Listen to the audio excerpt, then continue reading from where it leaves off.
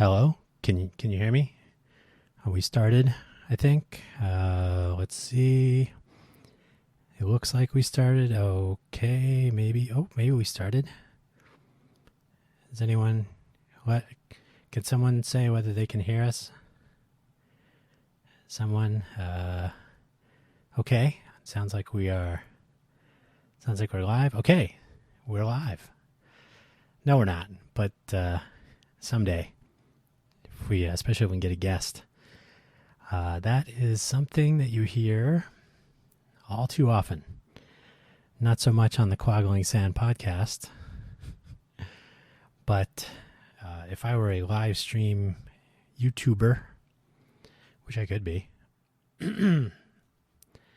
that's if you've ever live streamed on YouTube, which I have done, the interface isn't really informative. When you click the, I think it's go live or something, it doesn't really respond immediately. It doesn't give you positive feedback that you have a good stream and that you are actually broadcasting.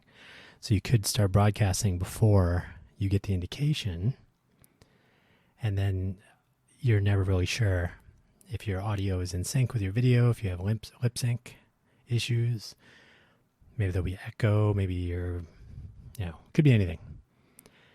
So the way you find out with YouTube is you ask anyone, hey, can you tell us? Can you hear us? Is this thing on?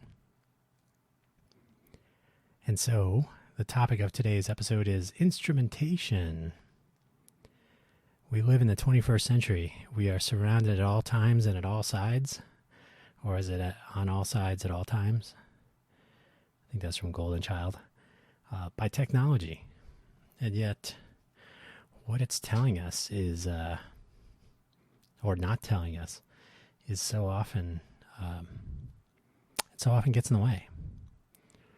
So, for example, why is there not, there could be a YouTube robot that part of YouTube that's essentially watching your stream.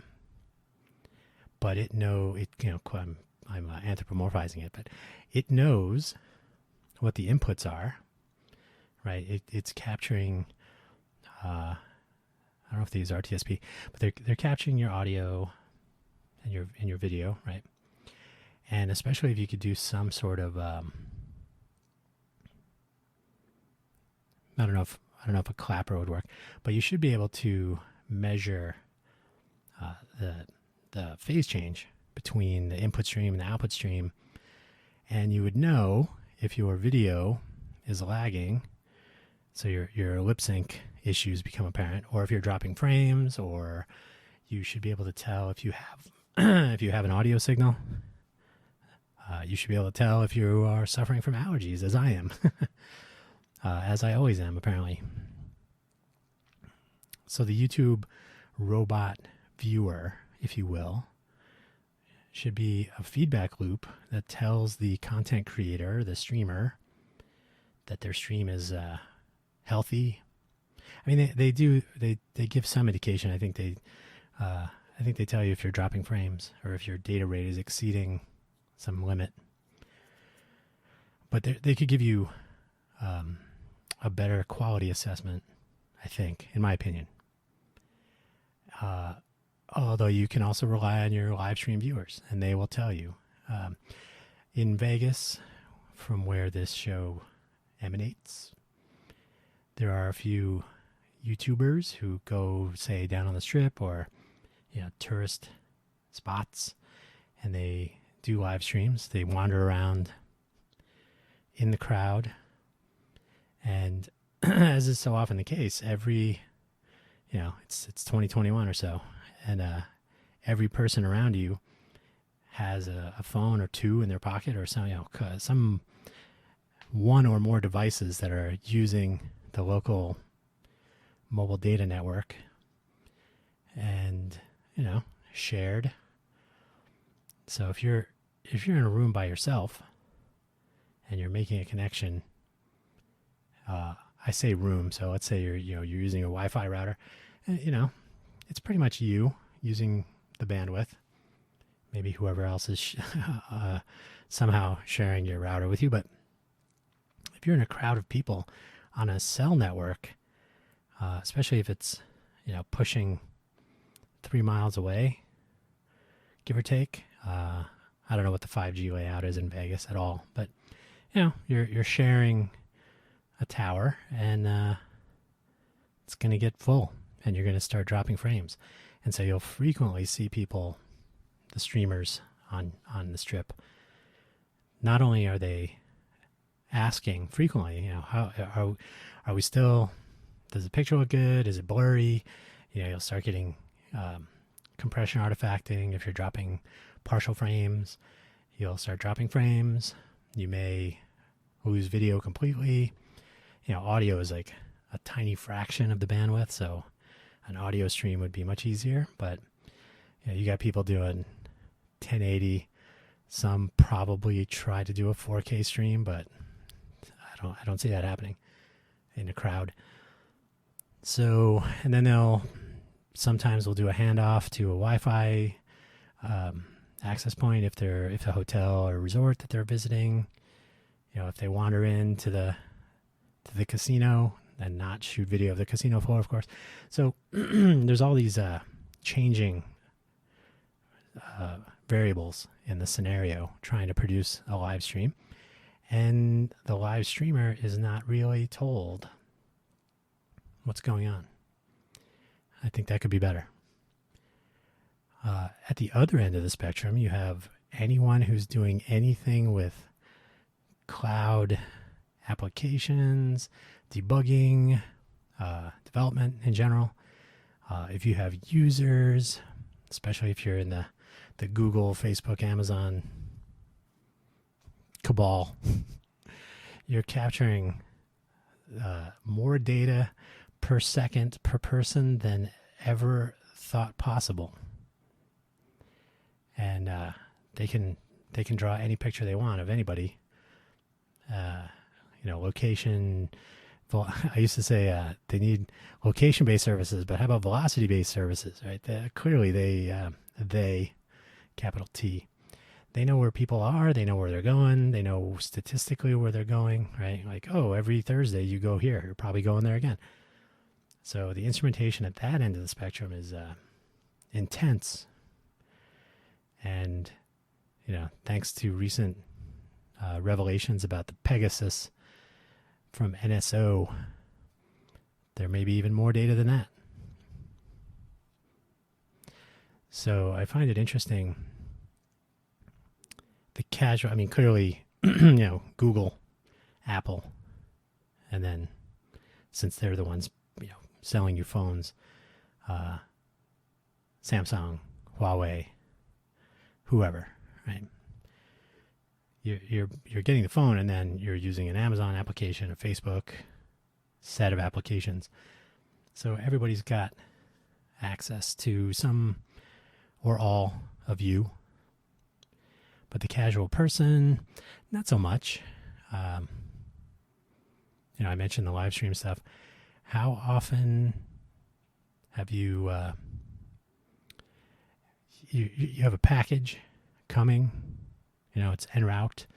If your package is being delivered by Amazon Logistics, the prime drivers, they may have a GPS-enabled delivery person, like a GPS tracking stapled to their back or something.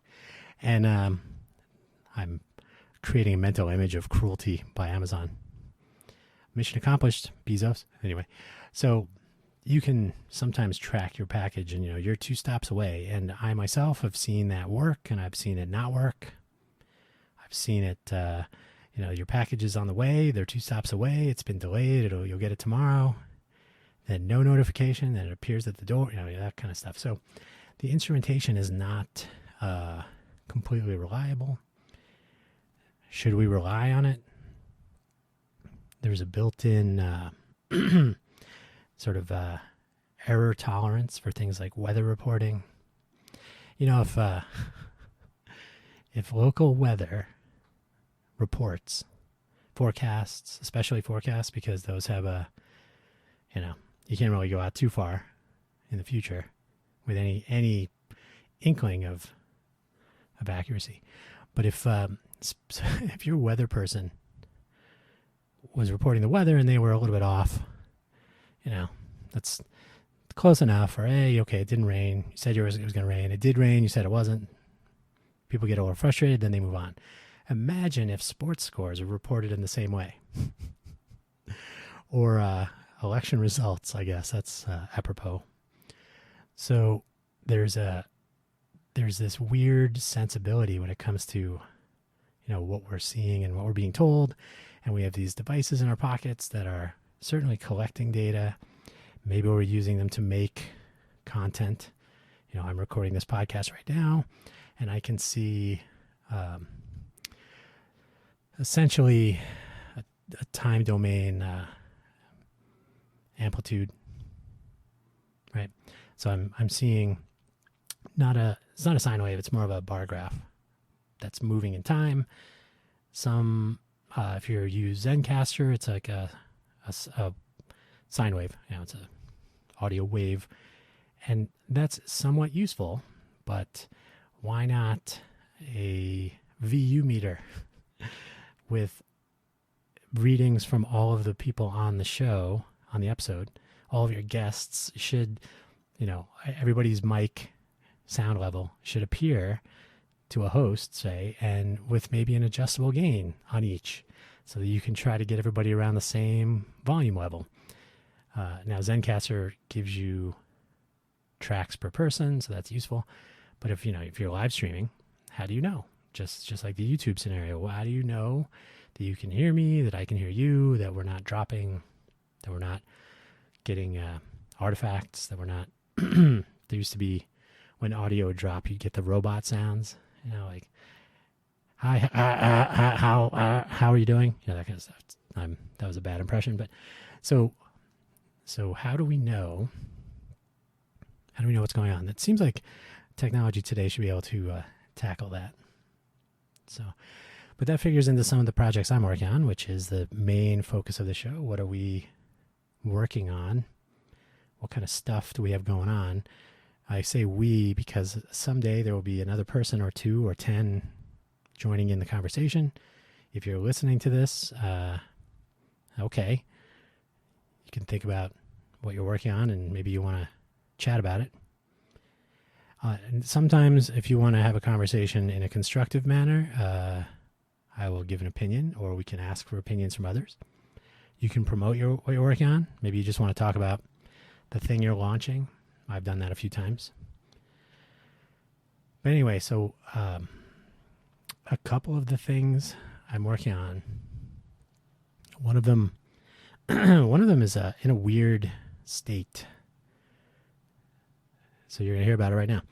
So I went through an incubator that was apparently it was the last cohort that they had.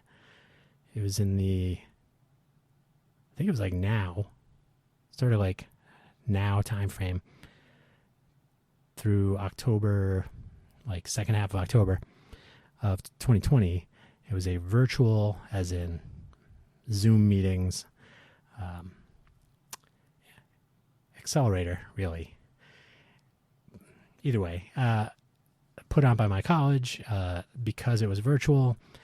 Given the state of affairs of the world, it was really, if you're an alum, come on down. There was no real approval process beyond that. Sort of a free-for-all. I'm all out of tea. You and I will be suffering my voice for the duration. So I went through this program, and I brought this idea, which was the idea was seeded here. I can say that it's my take on the original idea. I won't get too specific, but it has to do with missing people or missing things, say, more generically. And so there was the original idea, then I took it and, implementation, monetization. So I said, I'm going to go through this program for free. I'll get some feedback from people, maybe we'll get some contacts. Okay, sure. The co-founder, the originator of the seeder of the idea, did not participate, and would later, soon later, like after I had signed up for the program, would hit the pause button. And I said, well, I'm already signed up for this. So anyway, I went through it solo, had some interesting interactions. Ultimately, it was not a good fit, as in the people I was talking to, the mentors and the others providing presentations and feedback and discussion. They were not necessarily grokking the idea. Some were. So it wasn't completely out of left field, but it was like, it turns out it's really not quite a lifestyle business, but it's not a startup where you turn all the investors into even more wealthy investors and exit, right? It's more of maybe a niche play, but it's also sort of maybe a corporation for good or something. It's about tooling to use what everybody's carrying around in their pockets and not tile or the Apple version of, tagging things, although it should work with that. But no, we're talking people and pets mostly, and, stuff. And this gets to the instrumentation part, right? Because what you end up with is, when you're trying to find something, especially someone, what do? You call your local police, sheriff. Maybe there's an Amber Alert eventually. Maybe there's a report on the news. Maybe people start sharing things on Facebook. And then there's a change.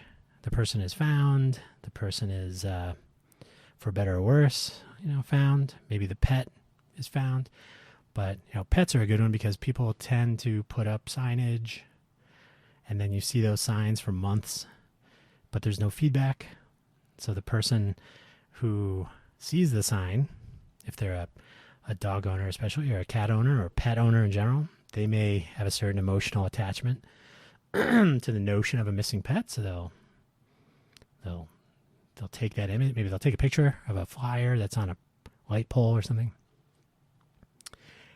And, that pet was already found 3 months ago, but there's no feedback. There's no way of tracking that down.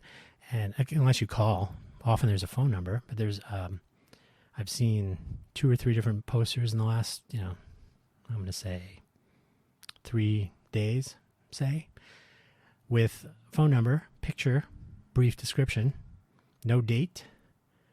That's it. So the notion was instrumentation. I'm kind of sticking that word in here. We didn't use that word, but it's instrumentation for not only the people that might be looking at the time, but also over time, right? So into the future, whatever the current state of affairs is, because sometimes people or pets or whatever go missing for more than a day, more than a week, more than a month. So, whatever happened to that dog that went missing? Oh, I found a cat wandering around there. Sometimes pets go missing and are found, and then they go missing again because they wander off. And so these are the sorts of things that, and then where did they find the pet? For example, pets may go return to a place where they're familiar with the scent. They're familiar with other animals in the area. They're familiar with the area in general. Maybe it's an old neighborhood or what, so it might very well be that the third time a missing pet goes missing, they're in the same place, general area. They were found the first and second time, right? So in this case, instrumentation would be providing that information to the people looking, to the owner, to the parents, to the family, whatever. If it's a person, a place, not a place, a person or a pet or some property. So yeah, how do you know as a bystander, right? If you're looking at Facebook posts, you may see a missing kid post, and then and you blindly share it because that's what people do, and then you read later that, oh, that kid was found, or that pet was found 6 months ago. Oh. So there's really no specific feedback. Like if you were trying to figure out how fast your car was going and you looked on Facebook and you saw a post from 6 months ago, but that someone shared today, you might think, oh, that's my current speed. Because you're not even looking at your speedometer, you're looking at what someone shared today from 6 months ago, right? So that's a weird analogy, but not too far off. You're looking for the current state of affairs, and you're being told something that looks like it might be a current state of affairs, but it's really obsolete information. So that's the notion with that project. I don't know, since it's not my original idea, if we're going to continue with it. The pandemic, if anybody remembers that, I know it's over. That's a joke. But since January, I really haven't heard from the co-founder, so I have no idea. And I don't want to get into anything. So right now it's on the back burner. But anything that you work on, anything you do, especially in the technology arena, we all have these devices that tell us things, and they should be reliable. And I will give another example. There's an application called Tripcase. It's actually owned. I don't know if they bought it or if they developed it originally by Sabre Group, I guess, which is the company or collection of companies, or however that is organized, that does bookings for air travel and other related things. So you can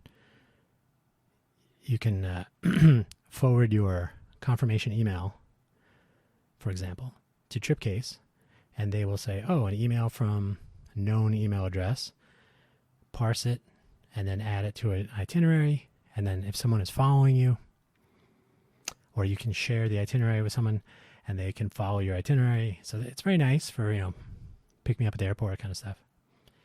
And if your flight is delayed, then the person following your trip will get a notification. So I found out the hard way that if a flight segment is canceled,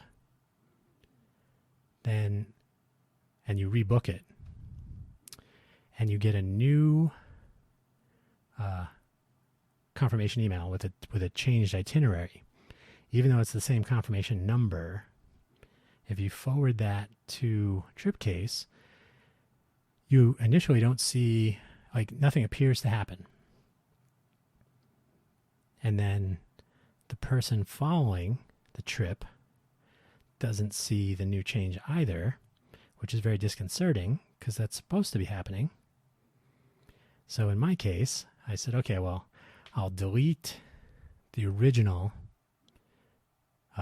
trip, even though I've sent the new email with the same confirmation number with the new changed flight segment. So I deleted the whole thing, and then I resent my new confirmation email, and it added the trip, and then I shared it. And I contacted the Tripcase support, and I said, so why did the person following the trip not get notified, and then why did it not merge the change with the same itinerary? And the response was, I'll switch the order. So first of all, the merging takes place eventually. It might take a while. That was literally the answer. It will take a while. So that's an open loop, right?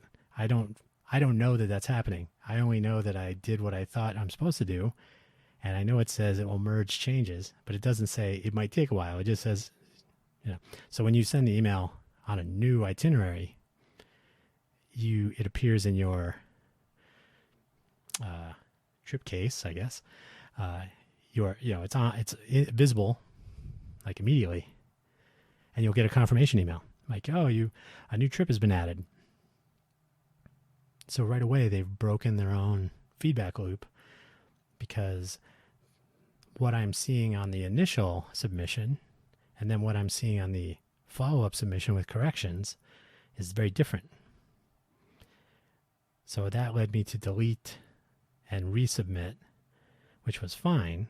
But the second thing was the person that was following the first itinerary with the deleted segment, when I deleted the whole itinerary, they didn't receive a notification. And the answer was, that is correct.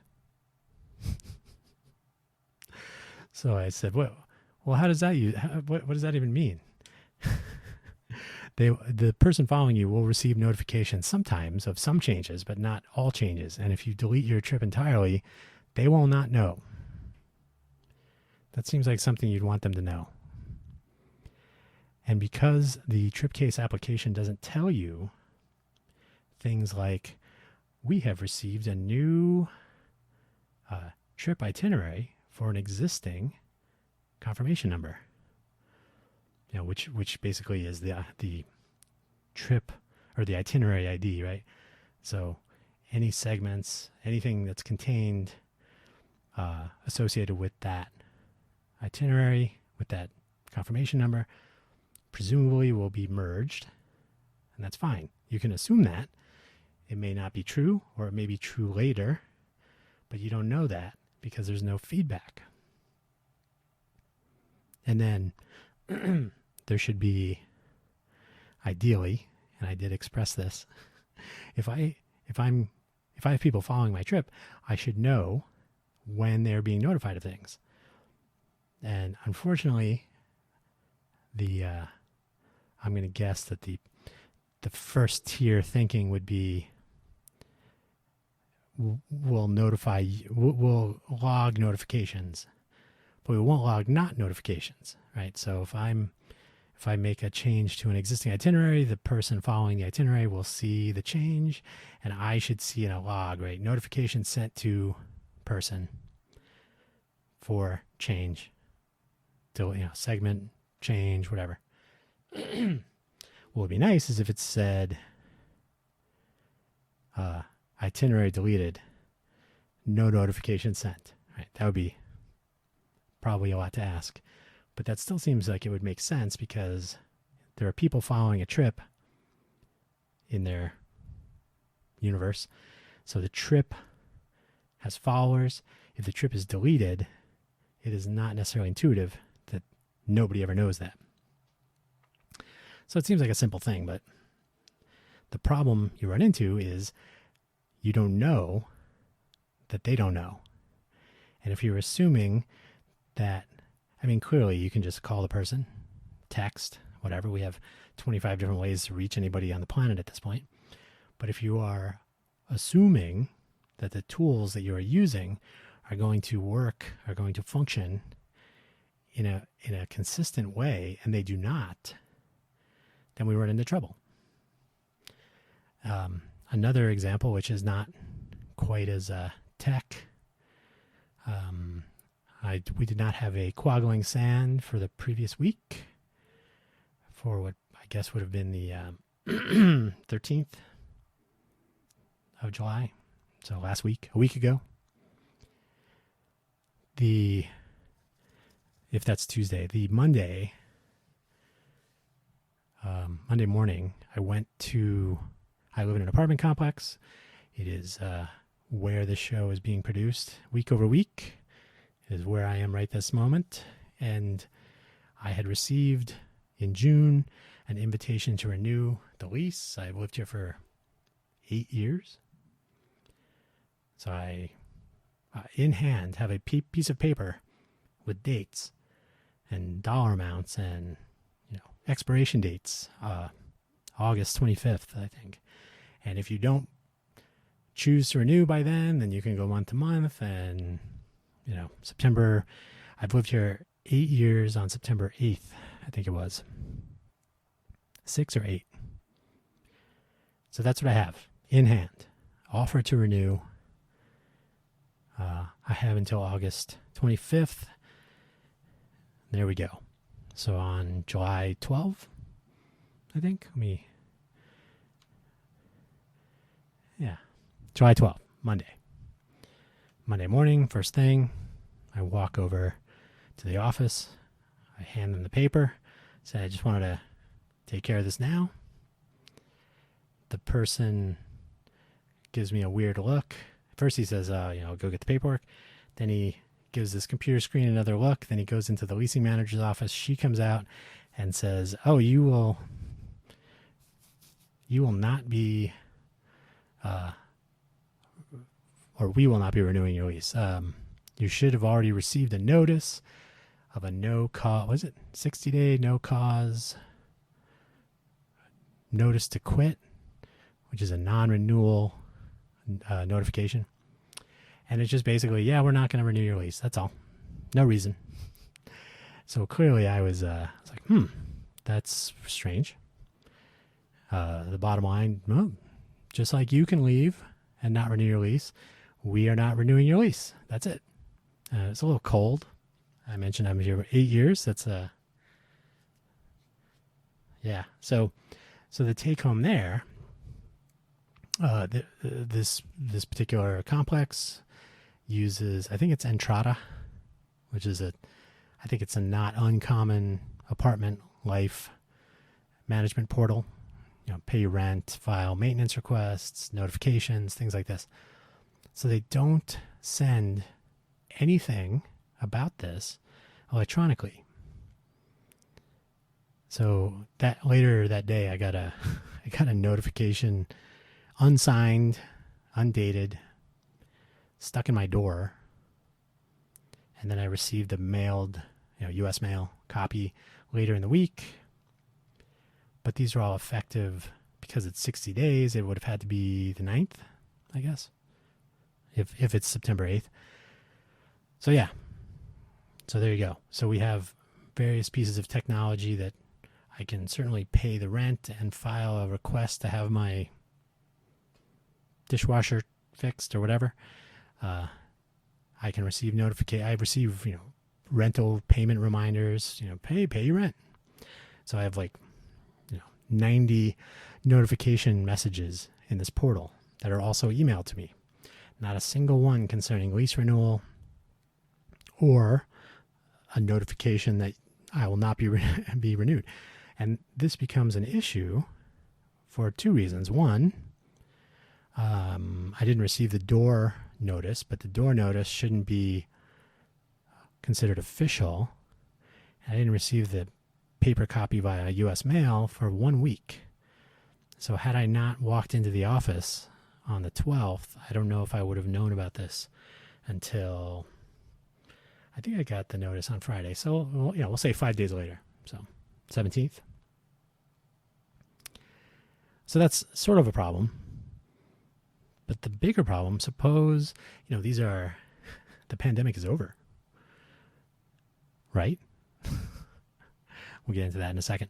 So the pandemic is over. So maybe I'm traveling. Maybe I pay my rent through the portal every month. I check it, at least every month when I submit the payment. And I've, been traveling around the country, or maybe I somehow managed to go to Europe. And certainly I was doing that back when I worked at Intel. So it's not out of the question. Have passport, will travel. So what if I was due to return, September 1st, end of August, whatever. So maybe I get home, or maybe I'm traveling until September 9th.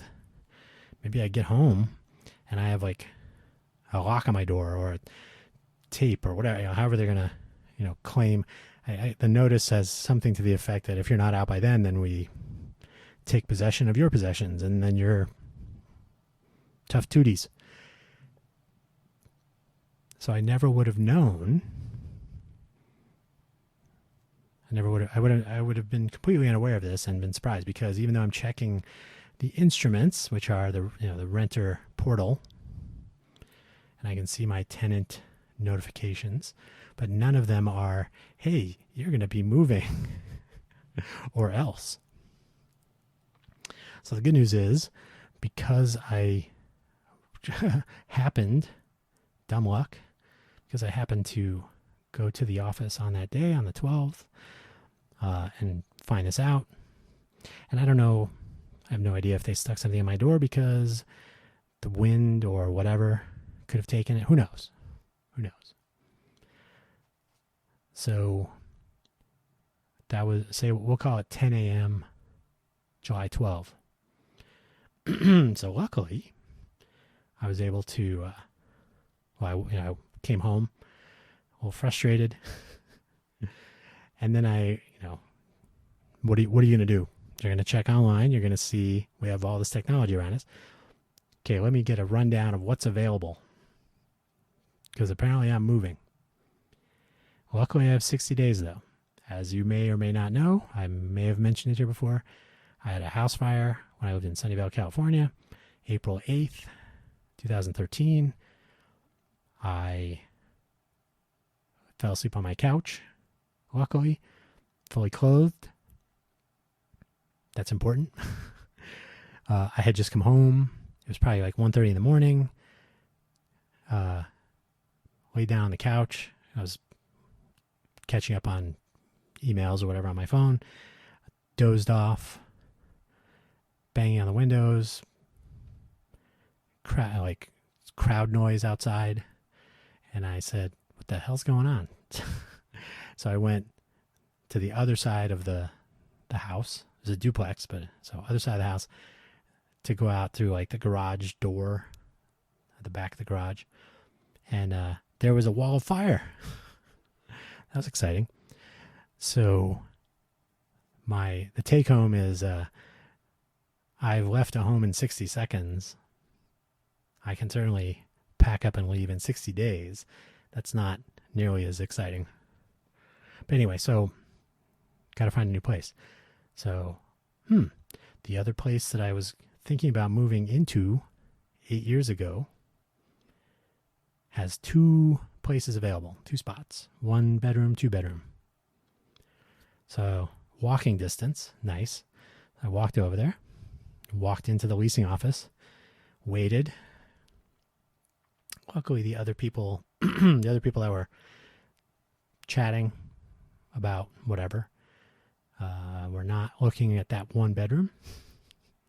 And the other people that were in the waiting area were looking for a 2 bedroom. There's like 3 or 4 people. So when it was my turn, I had no appointment. I just walked over. I said, hey, I'm looking for a 1 bedroom. He showed it to me, sent me pictures, sent me the application. The next day, Tuesday the 13th, I'm going to say 2 o'clock. I was approved, ready to go. So 28 hours later, pressure is off. I can move. I have a destination. Crisis averted. I didn't do a podcast, least of the worries. But the take home there is, as a tenant of this apartment complex, I receive emails from the leasing office or from the community manager for, hey, come get your free donut.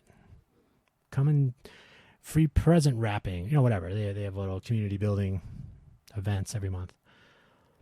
But because the portal is giving me the impression with rent reminders, with the ledger of payment distribution to, rent and water, sewer, right? So it looks like I'm getting a lot of information. But what I'm not being told is critical. Like I said, if I were visiting Ireland, which I would like to do one of these days, again, I could very well have come home. I stayed in Ireland for 5 weeks. It was the longest stint. So maybe I would not have been there 61 days. But if I were, I would have been most definitely upset. And I suppose I should have been wary, because the emails that are sent by the people at this complex still have a Google Plus link. Follow us on Google Plus. So clearly they are living in the past. but I will be living in the future. So I'm on the fence about what to do about the missing person pet property project. How's that for consonants? You can say alliteration, that's also true, but consonants, I believe, is alliteration with a consonant. So people, pets, property. So what should I do with that project? Should I do it? If I didn't write any code, because once it was I'm going to pause, and then I said, well, I'm already in this accelerator, so I focus on the slide deck, presentation, business proposals, the monetization model, feasibility, right? So the design, the basic design, and how to monetize, and how to roll out different versions. And clearly, Las Vegas being what it is, there's an opportunity to present a tool like this to visitors to trade shows and normal people, community people, people in my neighborhood. They're posting those signs on light poles. There's certainly missing people, but any trade show with a lost and found, people lose stuff. So a centralized, well purpose-built, well implemented platform with instrumentation to let you know what's going on. Seems like a good fit. So do I dive back into that? Do I keep it on the back burner? I don't want to deal with you stole my idea. I don't want to deal with, because I'm not. So I'm not stealing the idea. It would be, remember that idea we were going to do, and then there was the pause. So I got to figure out where that will go. But in the meantime, there is a sort of adrenaline rush that goes with. I'm glad I didn't get like a real eviction notice. They made it clear, I should point out, that there was the no cause part. They literally, I said, so what's going? I was a little taken aback. She said, no reason. It's a no cause 60-day notice. There's just, we want the apartment back. I predict that at the end of July, when the Nevada moratorium on evictions is lifted, the real estate changes will be such that there's probably, I guess, because I was going to be here until September either way. So I just predict that they're looking at a long-term, this guy's been getting the best rate that we offer every year on renewal. It's time to refresh the apartment and charge higher rent for the future. So I just think it's kind of basic like that, because there's really no other excitement going on here. But there was, obviously some drama for the 28 hours. The move, the logistics of a move are, I've done that several times, so I'm not too worried about that. But there is a sort of a, like a little dopamine hit, I guess, when things work out. Like, ooh, bad news. Oh, okay, not so bad. And maybe I'll be living in the place. It was really my first choice 8 years ago, but I didn't really. The current where I live now was easier. It was really just a question of I have to move somewhere. This one was easier. My first choice would have been slightly more work, although apparently not much more. So anyway, a little dopamine for my troubles. That's nice. So now I'm kind of like a little energized to take all these notions that are floating around in my head and actually start building stuff. So I don't know if when you're doing side projects, because that's essentially, these are some of the stuff I want to do are side projects, because they are, they're not paying consulting gigs. They are bootstrapped entrepreneurial endeavors. So sometimes it's hard to project manage yourself when other things are happening. So now I have like a drop dead date, and I would like to take these various experimental ideas that I've had and some code that's already written. So I need to do some integration. I have I have some cloud, Amazon or other accounts to create and deploy some things. So there's all this stuff that has been sort of haphazardly on the front or back burners, or the equivalent of a whiteboard, right? Or code written. So the question then is, well, I'm going to be home packing. So why not, and I said I was going to get to this. You, faithful listener, hopefully, you may have seen or heard that Nevada and Las Vegas, or Clark County, in which Las Vegas is, are top of the charts when it comes to coronavirus, or more specifically SARS-CoV-2 test positivity, transmission infection. We're seeing increases in hospitalization. People are sick and in some cases dying. So that's a problem. So maybe the pandemic is not over. And in fact, today, July 20th, I think the news is essentially all states are seeing increases, and Nevada's still number one. Yay! So really, for the next, what do we got? 11, 30, 41, 45 days? 45 days, say. I have to continue to lay low, pack, discard some things. And by the way, if you ever have a house fire, you know how to get rid of stuff. I'm not saying light stuff on fire, but you definitely know that, okay, that black campfire scented box, go ahead and toss that. So some purging, some packing, get ready to leave, and then working on projects. So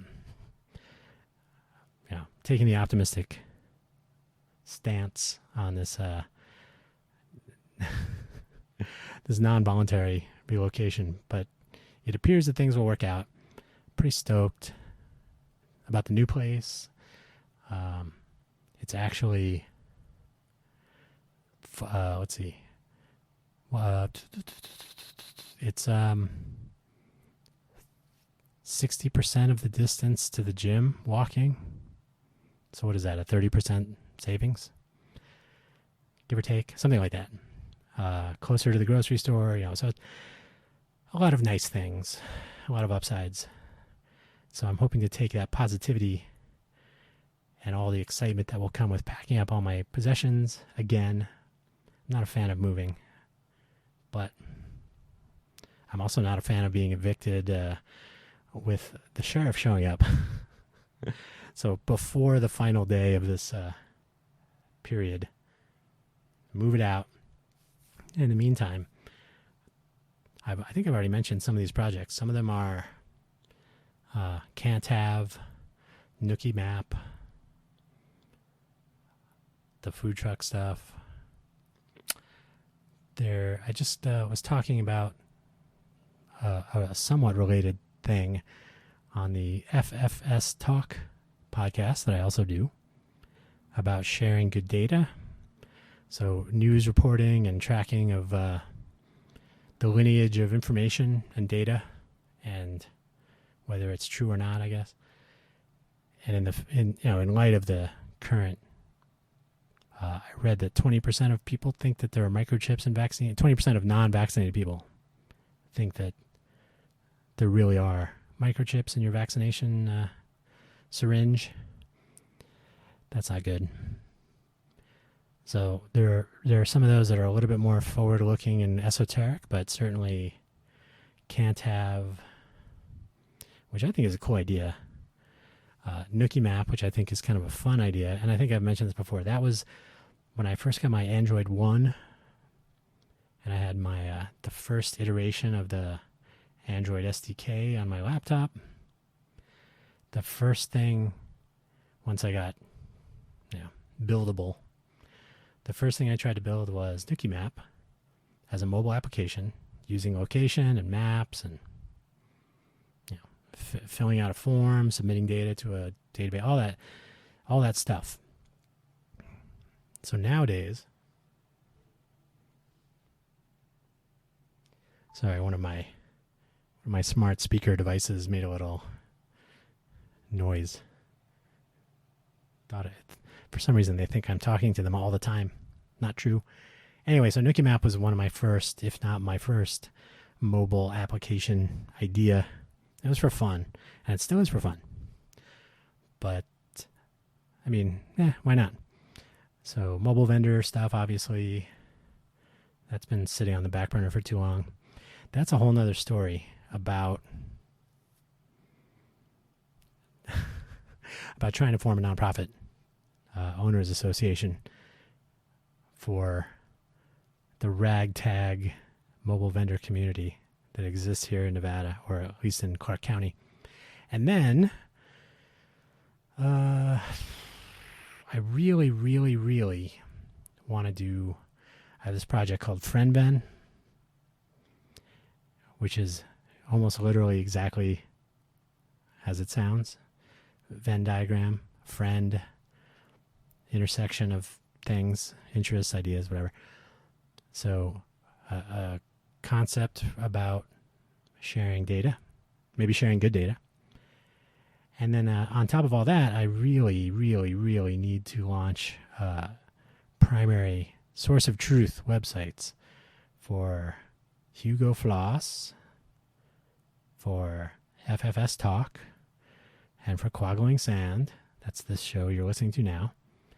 My personal blog, danhugo.com. Don't bother going there right now. There's nothing there, but there should be. My commercial website, even though I've not needed one thus far, but I should have one anyway. And the list continues. So there's all kinds of stuff I could be working on and should be working on. It's been too long. It's time to take all this positivity,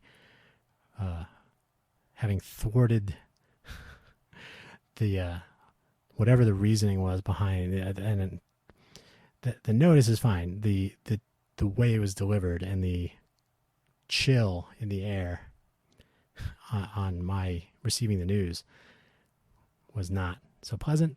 So emerging victorious, if you will, from that, there's that sort of the feeling of success. I should run with that and deploy some things. So that's my plan. In the meantime, I've mentioned a couple of the projects. I do have an out-of-band profile page that is separate from all these on buymeacoffee.com/danhugo. You do not have to buy me a coffee. But I did want to experiment, not with Patreon, because that's a whole different kettle of fish. Isn't that's a dating site, right? Like bucket of fish, kettle of fish, something like that. But yeah, buy me a coffee. There's that, and there's coffee, KO/FI, which I've also just signed up with. Kind of an experiment to see how they work, what they do. But the fact that it's out of band means whatever the state of affairs is with my personal website or with project websites or project applications or anything, that is always going to be there. And it's not, unlike tweets or Facebook status, this is a profile page. It's static. Well, I mean, it's a profile page. So if you go there, you'll see a set of links to podcasts and newsletters and whatnot. And then I will update it with more stuff as things come online or as I add more things to each list. And then I can post some things there. So I've posted about coffee mostly. But it's been convenient as a sort of a central hub. So in the show notes, I always mention that as a way to support the show. Supporting the show, not necessarily through money, although, hey, you don't ask, you don't get, but just so you know the stuff I'm working on so you can check it out, subscribe, share, forward. Newsletters are forwardable. They're just free, and so on. So ultimately, I would like to move. I think I posted, I have a show somewhere called Dropping Anchor. So Anchor will eventually drop to second. If you're a DNS person, primary, secondary. So primary will be the respective project or podcast website.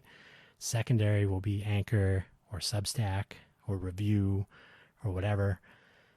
So point of origin, I think, is an interesting concept that we've moved far away from. So everything is out of band.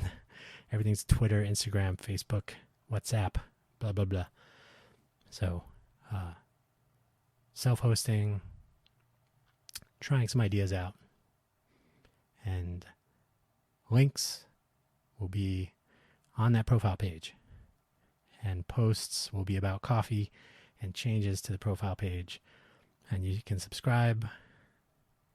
You can buy me a coffee if you want, but you do not have to. So www.buymeacoffee.com/DanHugo. They actually just launched a Linktree competitor. So I signed up for that. So danhugo.bio.link, Link. That's Buy Me a Coffee's new side project, I guess. So I signed up for that when they launched. It's nice. It's easy to use. It's literally a link tree. So you can also click on some stuff there if you want. Easy enough. So time to close with a story. Since it's instrumentation, I will say that I had a couple of interactions in my career with sitting at a lab bench with logic analyzers. Sometimes oscilloscopes, sometimes meters, voltage meters mostly, to probe for signals, digital, but sometimes analog. But digital signals, checking, is this bit high, etc. So when I was at Intel, when I was at Intel the first time as a contractor in Chandler, Arizona, it wasn't sitting at a bench with meters, but it was pre-silicon validation. So I have stories about, when we were developing a PCI chipset for the PowerPC at UMax. I have new bus analysis at TrueVision. That was really interesting, actually. And some other stuff when we were at Palm, more power measurement. But Intel was really interesting. They were developing the Hermon B0 stepping of a strong arm, which they had called X Scale, which was Intel's ARM license that they ended up with settlements from some sort of lawsuits and whatnot with Compaq.